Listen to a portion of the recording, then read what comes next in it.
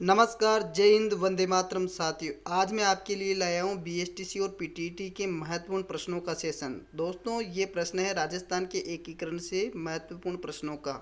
ये टॉपिक अति महत्वपूर्ण है। हर बार बीएसटीसी में ये प्रश्न पूछे जाते हैं और पीटीटी में भी पूछे जाते हैं, तो ये सेशन अपने आप से महत्वपूर्ण हो जाता है। अगर वीडियो को लाइक नहीं किया तो वीडियो को लाइक कर दें और चैनल को सब्सक्राइब जरूर कर लें। अब चलते हैं अपने प्रश्नों की ओर। राजस्थान के एकीकरण की प्रक्रिया कितने चरणों में पूर्ण हुई?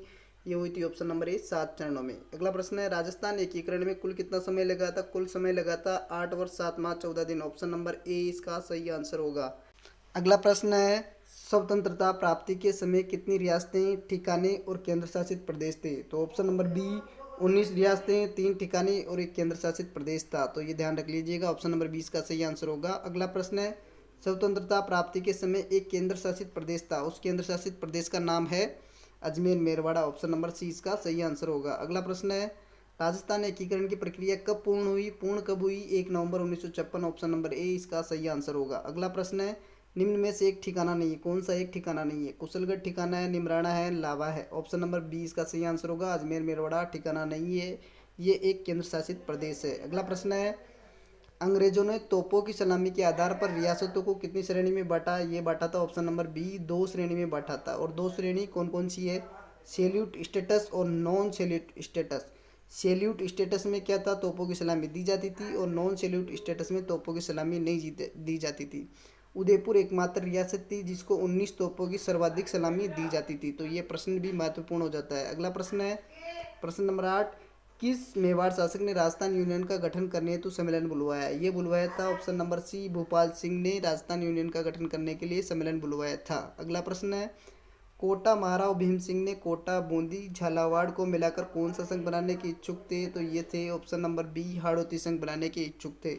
अगला प्रश्न है राजस्थान रियासती विलय पत्र पर हस्ताक्षर करने वाली राजस्थान की प्रथम रियासत कौन सी थी? राजस्थान की प्रथम रियासत थी ऑप्शन नंबर सी बीकानेर, जिसने विलय पत्र पर हस्ताक्षर किए थे। अंतिम रियासत थी धौलपुर।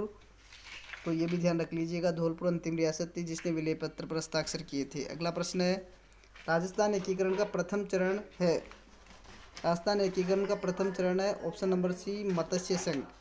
अगला प्रश्न है 12वां अलवर, भरतपुर, धौलपुर, करौली किस चरण का अंग है? कौन सा चरण है जिसके ये चारों अंग है? A B C D. A B C D ध्यान रख लीजिए। ए का मतलब अलवर, बी का मतलब भरतपुर, सी का मतलब करौली, डी का मतलब धौलपुर। यह है मत्स्य संघ। ऑप्शन नंबर सी इसका सही आंसर होगा। और मत्स्य संघ की राजधानी थी अलवर, ये भी ध्यान रख लीजिएगा। अगला प्रश्न है मत्स्य संघ नाम रखने का सुझाव किसने दिया? मत्स्य संघ जो पहला चरण था उसका नाम रखने का सुझाव दिया था के.एम. मुंशी ने। ऑप्शन नंबर 20 का सही आंसर होगा। अगला प्रश्न है मत्स्य संघ के प्रधानमंत्री कौन थे? मत्स्य संघ के प्रधानमंत्री थे Shobharam Kumawat. Option number A इसका सही आंसर होगा। अगला प्रश्न है प्रश्न नंबर 15 मत्स्य संघ की राजधानी कौन सी थी? तो ये मैंने पहले ही बताया था, अलवर है। ऑप्शन नंबर सी इसका सही आंसर होगा। अगला प्रश्न है प्रश्न नंबर 16 राजस्थान संघ कब बना? राजस्थान संघ कब बना था? तो ये बना था 25 मार्च 1948 को राजस्थान संघ बना था।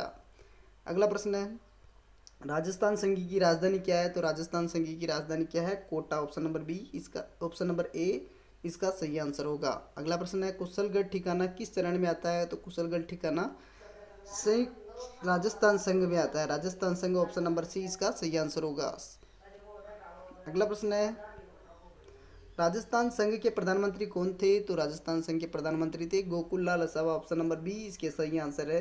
शोभाराम कुमावत कौन है? तो शोभाराम कुमावत मैंने आपको पहले ही बता दिया था, जो मत्स्य संघ है उसके प्रधानमंत्री थे। अगला प्रश्न है पूर्व राजस्थान और उदयपुर किस चरण का हिस्सा है? पूर्व राजस्थान और उदयपुर किस चरण का हिस्सा है? तो ये तीसरे चरण का हिस्सा है। ऑप्शन नंबर बी इसका सही आंसर होगा।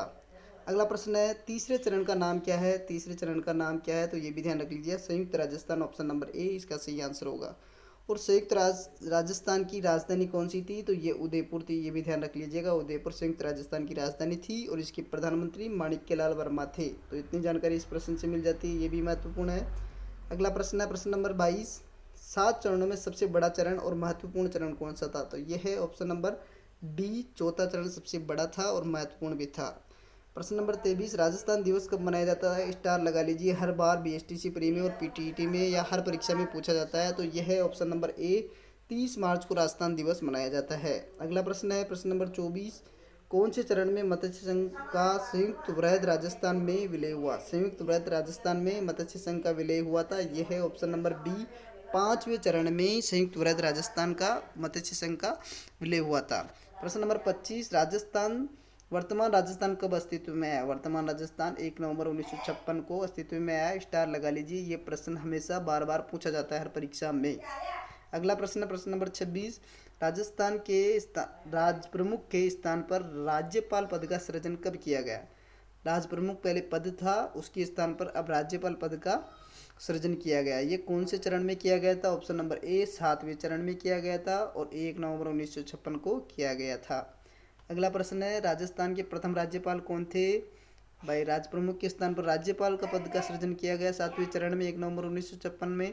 तो उस समय राज्यपाल कौन थे? गुरुमुख निहाल सिंह। ऑप्शन नंबर ए इसका सही आंसर होगा। और 28वां प्रश्न और अंतिम प्रश्न है, अजमेर मेरवाड़ा की अलग से विधानसभा थी, तो ये सबको पता होना चाहिए, जिसे क्या कहा जाता था? अजमेर मेरवाड़ा एक विधानसभा क्षेत्र था अलग से, उसको कहा जाता था ऑप्शन नंबर ए धारासभा। इसमें कुल कितने सदस्य थे? इसमें कुल 30 सदस्य थे। और इस विधानसभा के प्रथम और एकमात्र मुख्यमंत्री कौन थे? हरिभाऊ उपाध्याय।